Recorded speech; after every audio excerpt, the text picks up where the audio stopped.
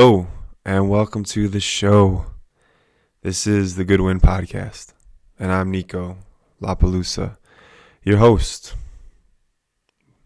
If it's your first time here, I appreciate you taking the leap, giving us a try, trusting me with your time. And let's recap a little bit. So I have a mission, and it's kind of morphed into two. I was invited yesterday to participate in a group meditation, a virtual group meditation. And it's all based off of a book called The Power of Eight. This caught my attention in a way because I've made like a commitment to the number 8 in a way. My very first tattoo is an 8-pointed star. And the only reason I did that was I really wanted a tattoo. I wanted it to be simple. At the time, I'm like, yes, simplicity will really hold up in time. And got my first tattoo when I was like 20, 22 or something like that. And I got an 8-pointed star because it signified, I was reading all about alchemy. I did chemistry in college. I'm a chemist now. And the foundation of chemistry is alchemy. Alchemy is like more mysterious though, because we knew far less when we were practicing alchemy. And the lore around alchemy is the transmutation of any substance into gold via the Philosopher's Stone and the elixir of immortality. Those were like two of the aims of like popularized alchemy. And I fucked with it a little bit, a little bit of herbology. I remember taking, getting into harvesting things in my local area and either distilling them into tinctures or just basic extraction of the like plant essence into alcohol. That might sound complicated. I don't mean to make it sound complicated. I would take like a spruce tree and I would take the wax, I would take some of the bark, I would take some of the needles, and then I would soak it in alcohol for many, many moons. And I would do different combinations. There's also things about creating ash and then reintroducing the ash. And there's all these different parts of the plant that when you break them down into like body, spirit, and salt or something. I don't know much about alchemy, but I was getting into it a little bit and I wanted a tattoo. And this 8-pointed star signified creation. And I was like, okay, I can justify getting a tattoo about creation. I'm trying to be an artist in a way. At the time, it's like to create more than I consume. All this being said, it's kind of bound me to the number 8. I fucking love numbers. I do.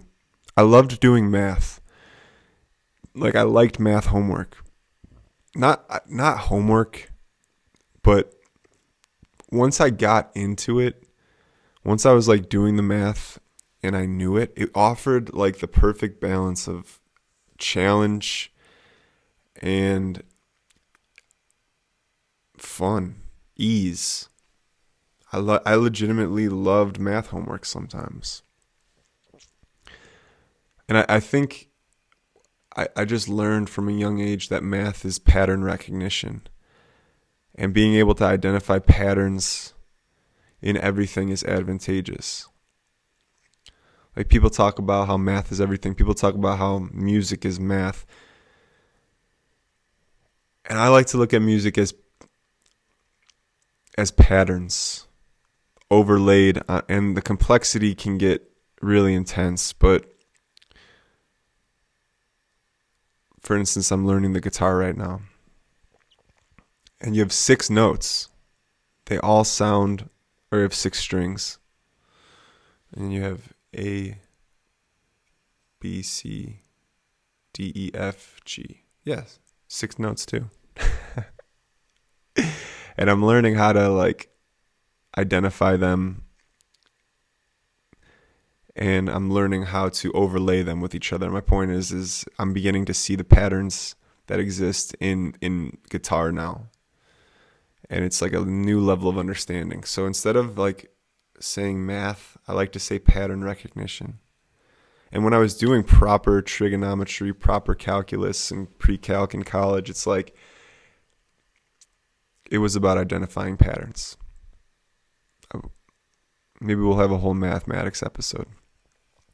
So I was invited to this meditation by a friend, and he's a music guy too, makes a lot of soundscapes, but he gets into like how frequencies affect mood, and can create certain healings, like sound healer type of person. And he was reading this book called The Power of Eight, which I haven't read, but it's all about how we can manifest in group settings, how when you give, you receive, how there's evidence of people meditating together and pulling someone in the center, making them the center of focus, pouring all of your attention and love into them, and then it reciprocating back, or people becoming aware of their own aspects of themselves through this practice. And it was something that he's been interested in experimenting with, so he invited me to join this group. There was 8 people. I think that was intentional. He didn't say it, but it seems pretty intentional. Also on the number 8, I had 8 chemotherapy sessions, which I was supposed to have 12. The prognosis was 12, and after listening to my body and after praying and meditating on it, after the 8th one, I decided that was sufficient for me.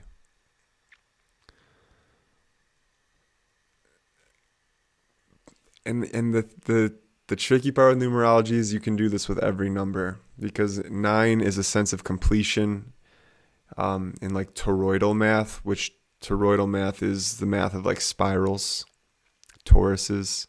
And since spirals are kind of a foundational shape of nature as we know it, 3, 6, and 9 plays an important part at the structure of life as we know it.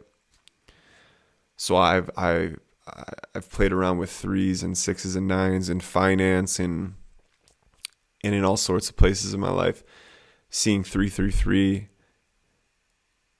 And the problem with it is it's not a perfect science. It does feel a little superstitious. It's not like I see 333 in a day and it's like, oh, my spirit guide Tomas is with me. Maybe it is, and I just haven't uncovered it yet, but it's kind of hard to extrapolate how to use numbers perfectly, because they all seem to have significance. For example, 4 is significant. 7 is significant in the Bible. There's 7 days of the week. That can be a sense of completion. 7. 4, it can be bound up in the elements, and there's 4 archangels, and there's 4 directions.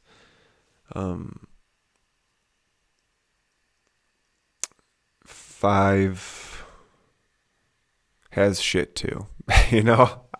People love 5s because 5s are clean. They're fucking clean numbers. I don't know much of the spookiness behind them. But I've committed to this 8, at least with a physical representation of it. It shows up all over my phone number, for example. Well, it has 4 4s in it, which is 2 8s. So you see how it's like a little bit of reaching for this numerology, and yet I still fucking love it. I still play the game. I'll still go to a locker room at a gym, and I'll pick a number that I like. And if it's double digit or triple digit numbers, I'll add them all up and reduce them, and that's the number, and that's the significance of the number. So for example, 32, 31, 32. 3 plus 2 is 5. So 32 is another way of expressing a 5.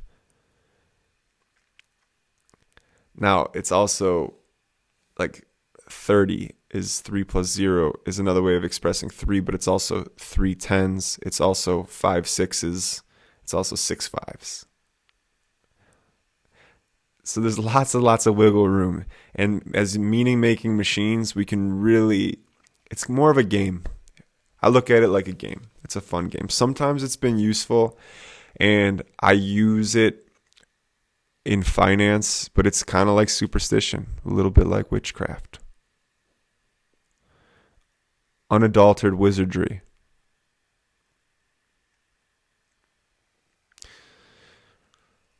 So we get to this group yesterday, and it's in the morning, and 8 of us are logged on, and he talks to us about the power of meditating together and how we're going to put someone has to offer up an intention, and we will meditate on that person, on their intention, and we'll all just pour our focus into them. And how this has a reciprocal effect, how giving this attention to someone will improve our own lives, how we're all connected through this field.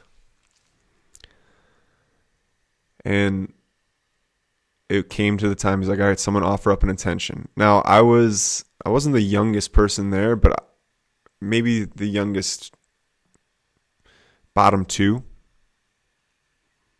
I might have been the youngest person there. So just because of that, I'm like, and it was my first time being with the group, it's like, I don't need to offer up anything. I can definitely, there's some people who are 70 and 80 in this group. Like, I'd rather pray for their health and well-being and whatever anyone's going through. Because all I can think about is I write goals almost every day. It's like part of like a manifestation thing.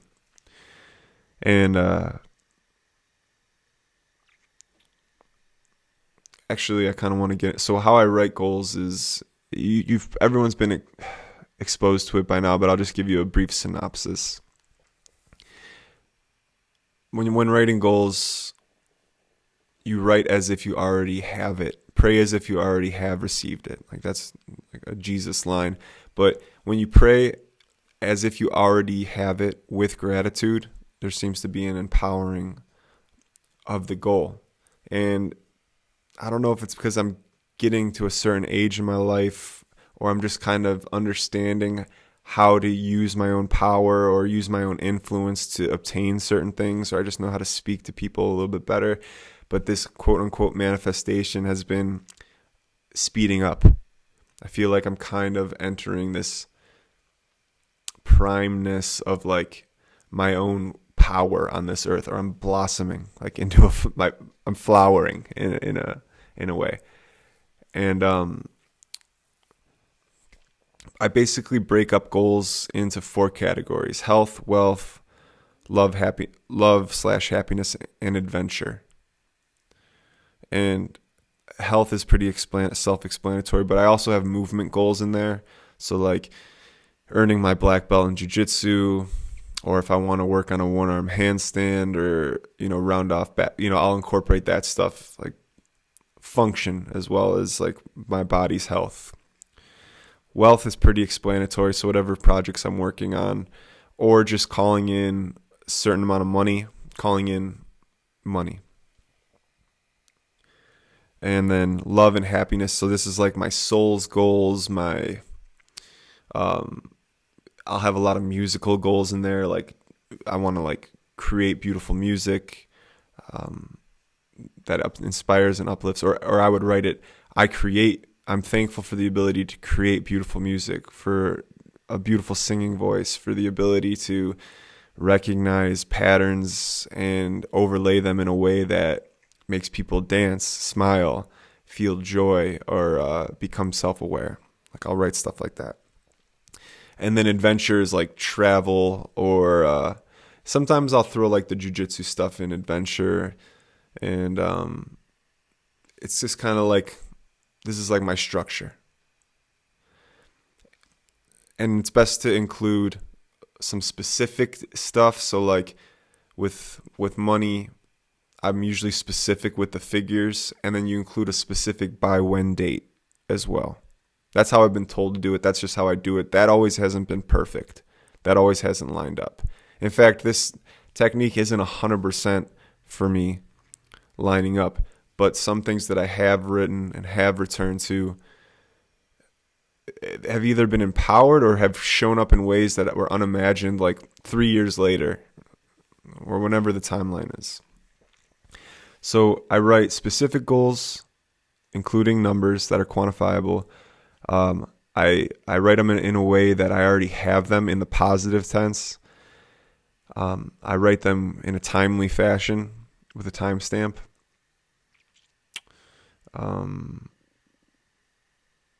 Yeah, I think that's it. And specific as possible. So that's a little bit of the goal. I get to this group yesterday, and we're ready to set an intention, and I have a bag full of intentions because I write them down, and like that's another really cool part about it is like if you're doing a business venture, being able to say your idea is important. You have to be able to tell your brand's story at the right time. And the more reps you get telling your brand story, when it comes to the time where you have to tell your story to someone where it'll actually make a difference, you've already said it 1,000 times. So you can say your story, your mission, your brand in a way where people will support it. People will get behind it. They're like, oh, this person really has thought about this, and the message is clear. So by writing the goals, even if there's no magic behind it, there is something about being able to articulate your goals. So when the time comes for articulation, for persuasion, to get people on board, you will have that skill set generated. And maybe that's a healthier way of looking at it instead of looking at it so magically. You know, there is some magic and mystery there that I don't understand, but maybe that's not helpful for everyone. And there was just silence. There was crickets. No one was willing to step up. So I unmute my mic and I'm like, okay, I have something. But it's kind of altruistic. It's not exactly has to do with me. It's more of like an overall goal. Something I want to see in the world. And they're like, shoot, yeah, go for it. And I told them, if you've listened to the podcast before, you know this, but if it's your first time, I have a very specific goal of restoring the American bison population back to the Great Plains. The bison population, the bison was a keystone species of this land, of this nation. There was 60 million plus bison back in the 1800s, which were responsible for restoring the soil. The shit and piss, the poop and pee of bison was up to 4 feet deep in the soil. They would poop, they would walk, they would stomp it down, poop and stomp it down. This gave the soil nutrition. This caused our grasslands to grow. This helped roots run deep, which stabilized the soil, which allowed rainwater to be cleansed before entering the waterways. So healthy soil, healthy water, healthy air. The cycle repeats itself. Or it's a cycle, rather. The bison population was decimated in an attempt to destroy the native peoples of this land. The native peoples were completely dependent on the bison. They even were nomadic, moving with the herds so that they could eat, clothe, make tools, live. They lived with the bison. So the Europeans took away the food supply. They took away the life of the bison in order to take away the life of the native peoples and claim the land. They didn't understand the devastation that they were doing to the planet. They didn't understand the impact the bison had on restoring the land, on keeping the land healthy for generations to come. Alan Savory, who I recommend his TED Talk. I know it's another TED Talk, but this one's good. And it really shows you like data, real pictures of the reversing of desertification. Land is becoming more and more desert. The Sahara Desert was a lush green, not forest, grasslands like the Sahara, which has become desertified over time. Well, they're showing that introducing packered animals like elephants, animals like cattle, into these desert areas are actually bringing them back into grasslands, are returning desert into grass, into green. So bringing the bison back to the Great Plains specifically, because it's where I'm from, but it's also where we've taken most of the land and monocropped it. We've put one crop on hundreds of thousands of acres over many years. And this has caused the soil to diminish and erode to a point where some soil is not even growable anymore. So there are hundreds of thousands of acres of government subsidized land just to have nothing going on this land because the land is ungrowable. And instead of repairing it, they're just leaving it. And leaving it will do something, but it won't do what the bison, what cattle would do to the land, which is eat the grasses, poop, fertilize the soil, allow the grass to grow, eat it again so that nutrients can reach the soil again, and the cycle goes on. So the bison is pivotal for the health of our land. And the Midwest is a great place to start because it has all this land that is basically becoming useless, unable to grow upon because of monocropping. Furthermore, bison is an amazing, amazing source of food. If you've never seen a bison, but you've seen a Toyota Camry, then that's the same size. If you haven't seen a bison, picture a Toyota Camry, but taller. They're fucking huge. And the meat is delicious. It's so nutritious. And bringing them back to a stable population, a much more stable population, it'll impact the food supply, the food chain, getting people healthy food. It'll repair the earth, the soil, the water. It'll bring the wolves back, which are also keystone species in forest development. In Yellowstone, they killed the wolves because they thought they were getting too unruly. Why do people do this? I just don't understand. Like, yeah, okay, wolves ate some dogs. There was a lot of them. So you go on a mass extinction? Like, you don't see, like, how are people, they don't see impact? Who makes these decisions? How stupid are we? It's hard to imagine. Like, I genuinely like to give people, I think people are smart. I think people are caring and kind and wise in their heart. It's like, how does that wisdom get covered up so much? Like, I think of a coyote did eat my dog. I didn't go on a coyote killing spree. I still actually really have a lot of respect for the coyote. My new dog now, I just go out with them. When I let them out, I'm just out with them all the time. Most of the time. I don't hate coyotes. I don't want them all dead. I'm happy that they're around.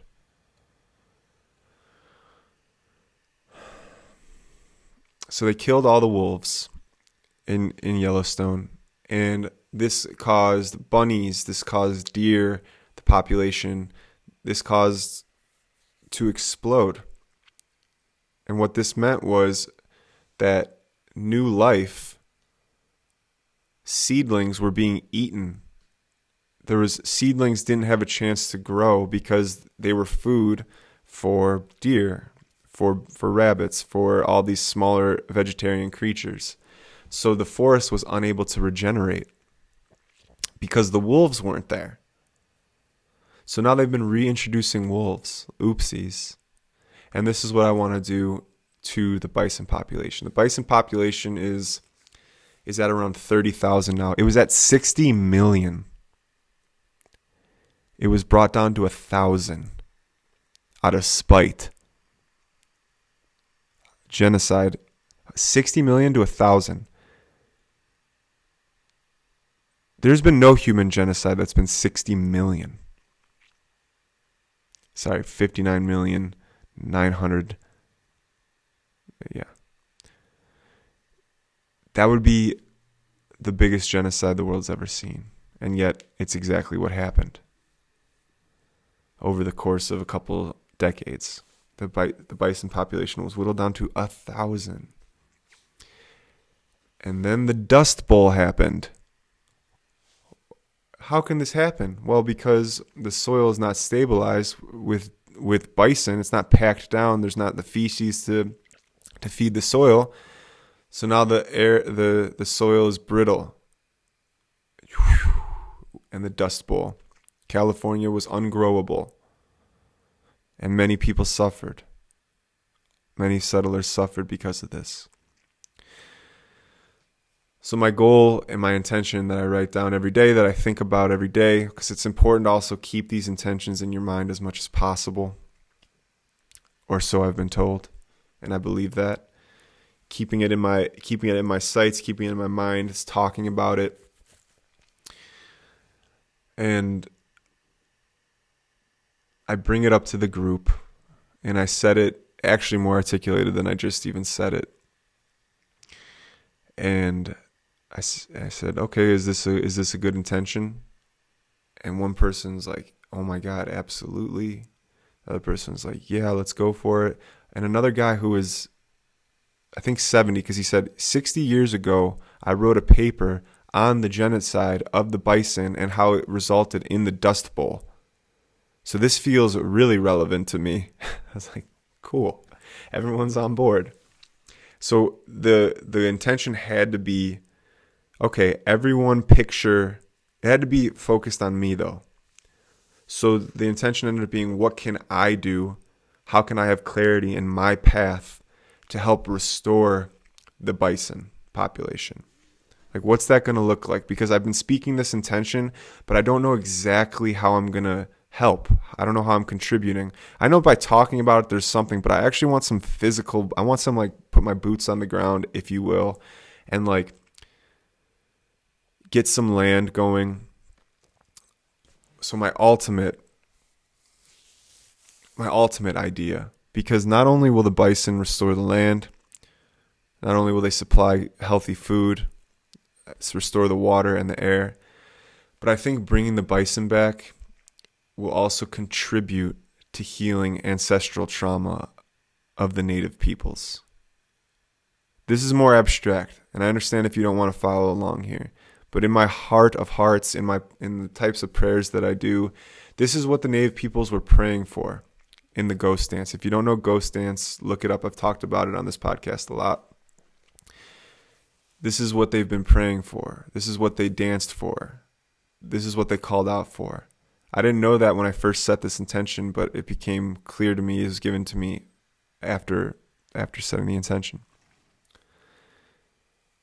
So it will be a form of repair, of healing, of the ancestral, of the trauma that lives on the same land that we live on in the United States of America. Restoring the bison is a way to restore. Of course, it'll never undo, but it's a step in healing. And because of this, what I really want to do, and this is kind of dances with wolves, and I don't know how it's going to happen, and I don't know if it will. But the tribes, the native peoples, the nations, and the United States, I want to give them 100,000 bison to roam their lands. The native peoples, I don't know how much land they have. Not much. And it's not connected. But even if they have 1 million acres total, even if they have 100,000 acres total, that can support a couple herds of bison.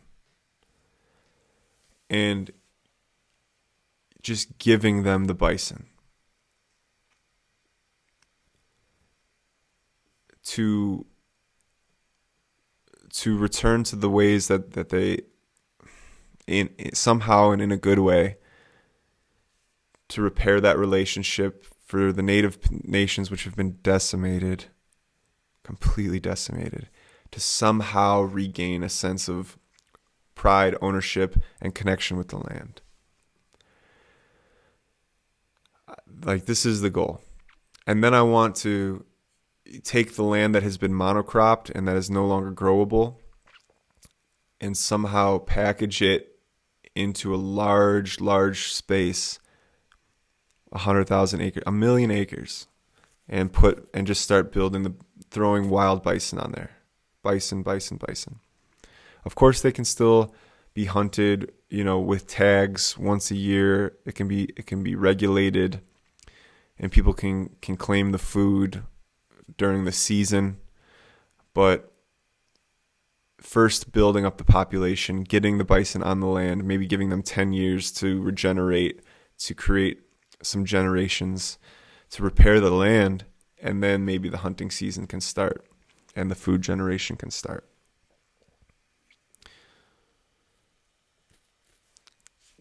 But I don't know how it's going to happen. I don't know how I can best contribute. And so I was looking for this clarity. So the goal was that we were all like, what can Niko do? How can he gain clarity in his mission to help restore the bison population, the American bison population, back to the Great Plains? So that was our intention. And we were instructed, we were instructed to imagine we were all together in a circle meditating, put me in the center and pour light or whatever you thought would be helpful onto me. So a little uncomfortable so we get started. He puts on this music. He's a music guy. He put on a certain frequency that supposedly helps expedite this process or helps get people into this trance-like state. It was beautiful music. It actually did really. But the first 5 minutes of this 20 minute meditation, I'm like, even though I wasn't in the center of a real circle, I'm like, being the center of attention, I was trying to deny it. Basically, the first 5 minutes, I'm like priming myself to feel worthy to receive these intentions, this attention from people.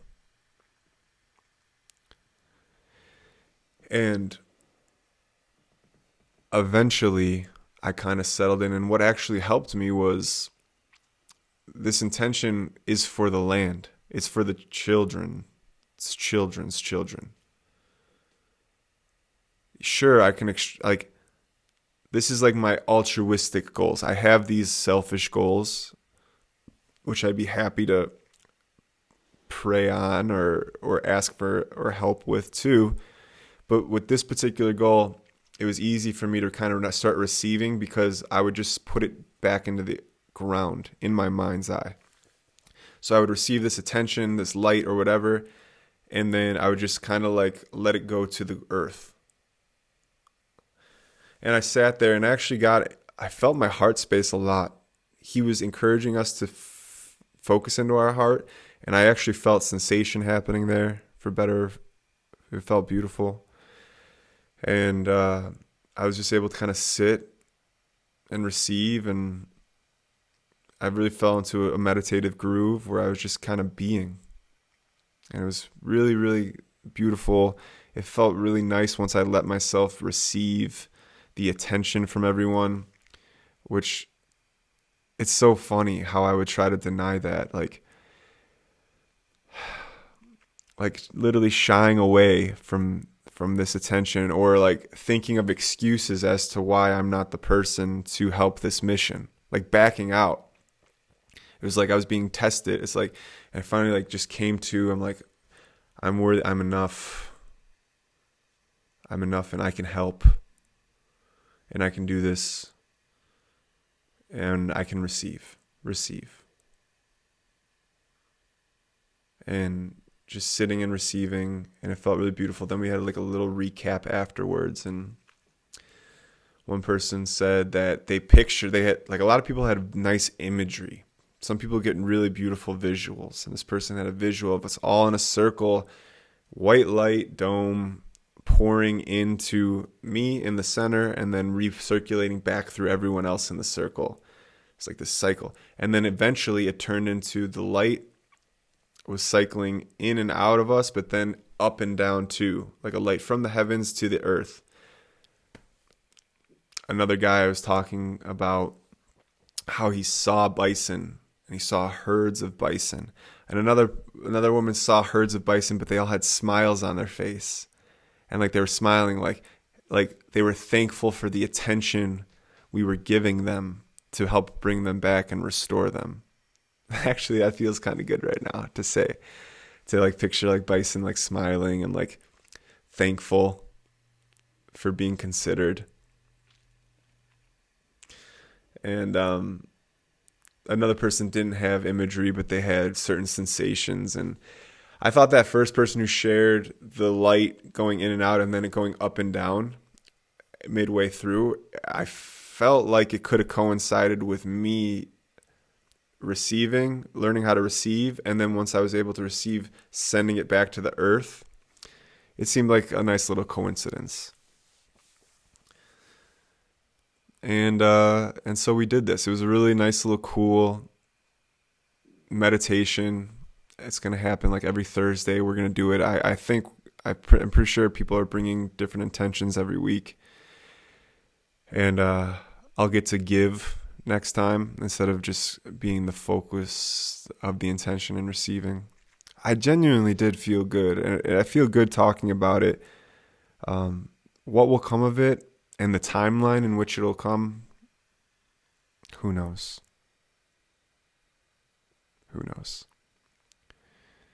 For now, I'm going to continue talking about this goal and until maybe someone who's more qualified or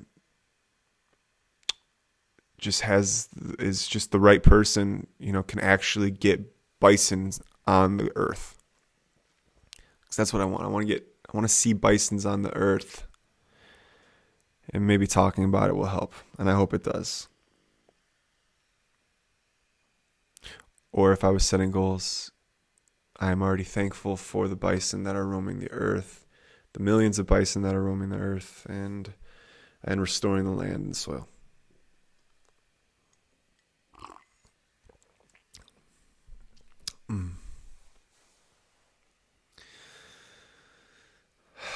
I wonder I know bison are important for this land, but I know there's cattle all through Africa, and there's packered animals. There's elephants are considered ruminants or packards, or basically animals that have like more than one stomach. They fertilize the soil in a particular way. You guys know about cow manure and how it's really good at growing certain things. And these animals are extremely important. I'm trying to think of like the cattle animal that's of Asia. I'm sure there's just like cows with funny horns or really cool horns or whatever.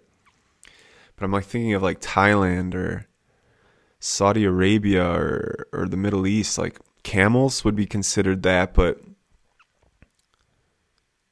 I feel like camels are only domesticated. Are there wild camels out there? I feel kind of ignorant of the Middle East. I've been there once. I've been to Dubai. I've been to Dubai one time, and I lived in Thailand for a few months, and on the way home you can fly east or west, and I flew west from Thailand, which I stopped in Dubai for 24 hours. And there's a large difference, a contrast between the vibes of Thailand and the vibes of Dubai. Thailand is like music festival vibes in the terms of like there's like a general relaxation. Sure, like Bangkok and like the cities, like people take themselves seriously. People do amazing things in Thailand. There's business and commerce and all that stuff. But I was living on island life on Koh Phangan, and there's just a relaxation. There's an island life vibe, and there's beaches everywhere, and there's property on the beachfront. But in Thailand, you can walk to the beach literally through a business. You can walk through a restaurant, through a hotel to get to the beach. And it's not a thing. It's not even an acknowledgement. It's just there's the beach. Go ahead. So I arrived after living the island life in Thailand, and I'm like a backpacker, haven't had a haircut, scruffy, whatever. I land in Dubai, and I get off the plane, and I get pulled over to get searched. I'm like the only white dude, and it's like, oh, this is what it's like. Oh, okay. It's like, I guess I deserve this. You know, being the only white person.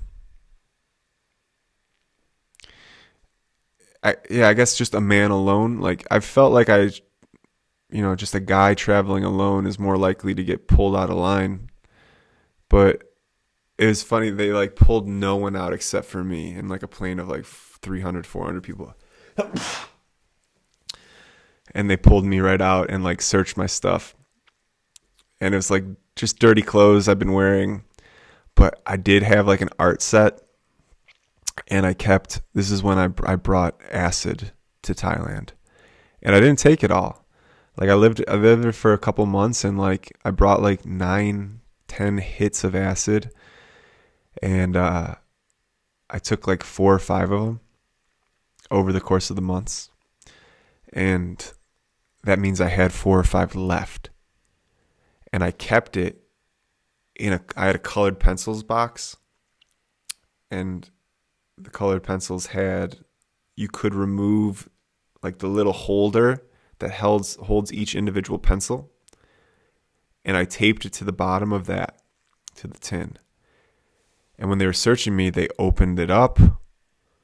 And I'm like, oh shit, I legitimately might be going to prison for bringing acid to Dubai. This probably isn't going to go well. And they didn't find it. Thank God. I probably would have been in prison. They're pretty strict about shit. Especially smuggling drugs cross country as a white person. It's just... So that was like the first little sense of... It wasn't racism. It was profiling. It is racism, I guess. They picked me because of how I looked. I'm kind of glad I've experienced it. Like, if you've never traveled, you maybe have never had the opportunity to just like experience the other side. And not that this is in comparison to like what a black person experiences. Not every day. I'm not going to do them like that. What black people can experience in America on a regular basis. You know, to see it, just to be on the other side, to feel that discomfort of like being profiled and like discriminated against. So I got discriminated against, and I leave now in in Thailand, you don't trust, in different places of the world, you trust the taxi. Transportation's a thing. You either go all in on taxis or you don't go with the taxis. You figure out, other means of transportation because they'll take you for loops, and especially if you're a foreigner. And in Thailand, it's more like you don't rely on the taxis so much. There's people, dude, Thailand is one of a kind. Like, there's people driving around that you can just ask for rides. People are so giving and like no rush. It's just like a simple but happy life. It's the land of smiles, and it literally is the land of smiles. In Dubai, I walk out of the airport and a guy just walks up to me. He's like, "Hey, you need a ride somewhere?" I'm like, "Yeah," because this is how it kind of was done in Thailand. You kind of just took the ride that was given. And he wasn't a taxi guy. He was like, had a private car. And I was like, okay, whatever. I know about Uber. It's no big deal. I say I want to go to a hostel. Okay, no problem. He spoke good. He spoke decent English. He takes me. I look up a hostel. I'm like, I want to go here. Oh, okay. Hey, let's go here first. Okay. Just kind of going with the flow, not putting my foot down.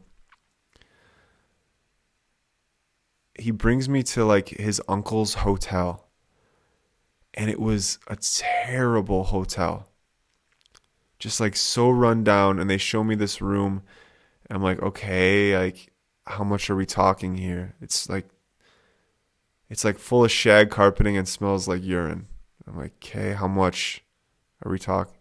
And they're like, it'll be like $200 a night. I'm like, oh no, I don't have that. I'm not doing this.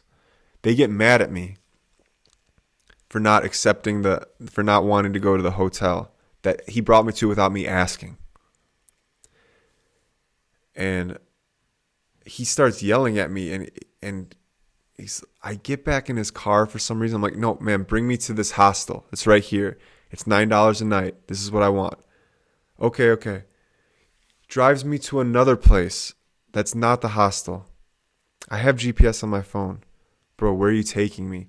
Takes me to another place. No, I'm not going here. Take me to this hostel. He literally is not taking me.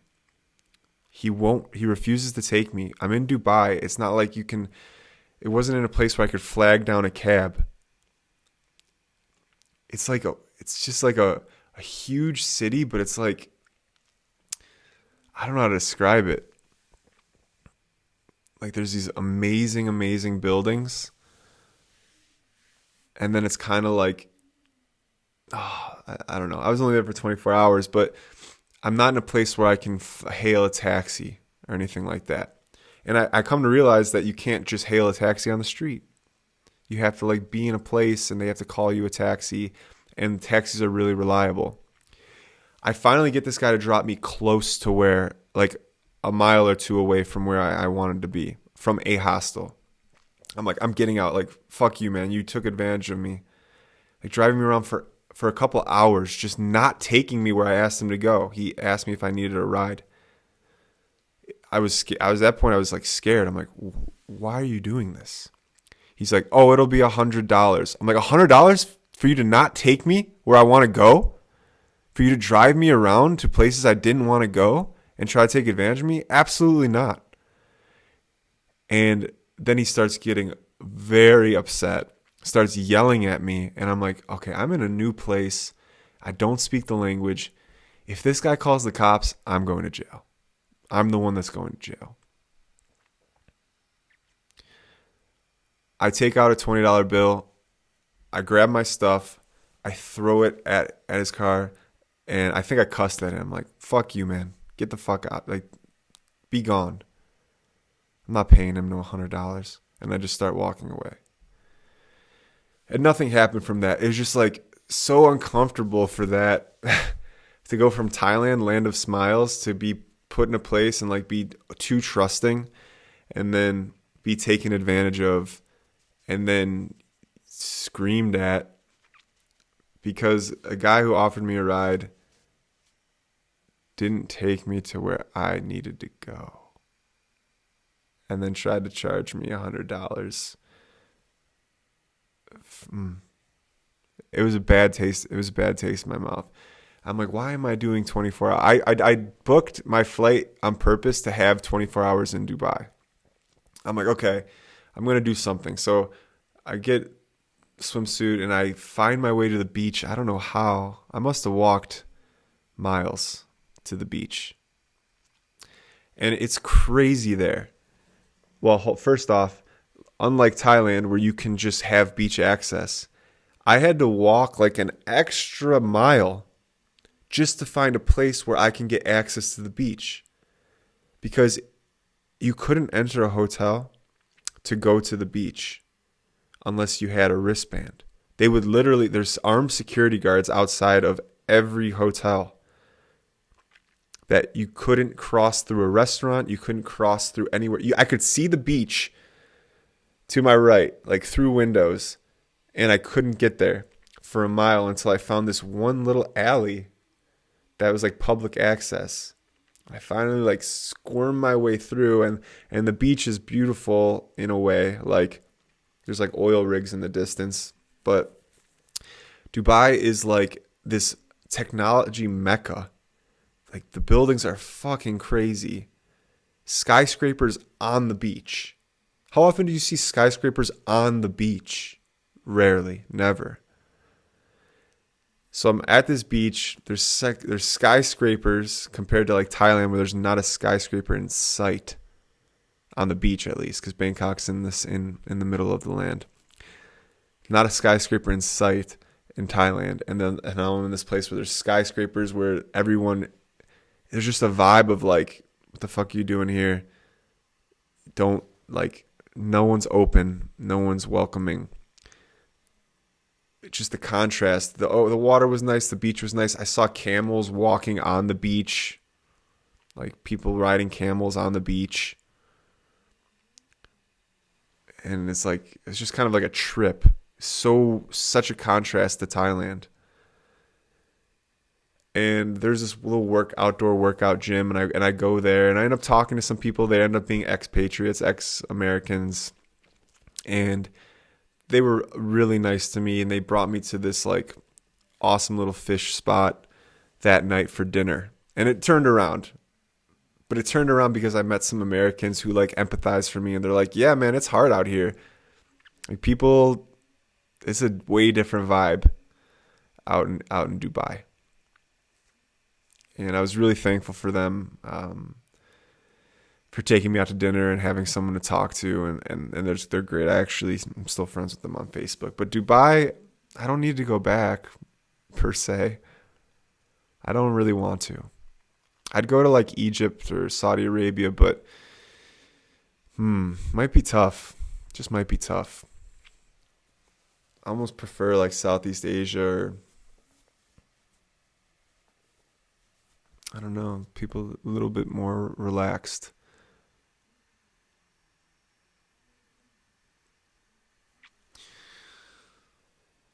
So I don't think camels are going to return the desert of the Sahara Desert. I wonder if the Sahara Desert can be reversed into a grasslands. I think that would be huge. That'd be like Nobel Prize stuff, to reverse the like portions of the desert to grasslands, to like restore like 30% more of the grasslands to the earth, and to stop desertification. Maybe then people will be a little bit nicer in Dubai. It was only a couple people I met. I'm sure there's tons of nice people. And I only spent a small time there.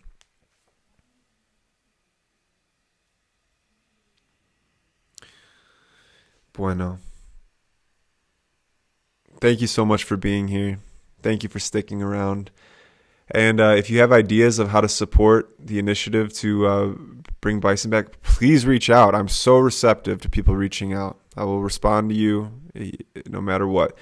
If you like the show, give us 5 stars on Spotify, Apple, anywhere podcasts are found. Leave us a review. It helps. It helps more than you know. And thank you so much for your support. This has been the Goodwind. Goodbye.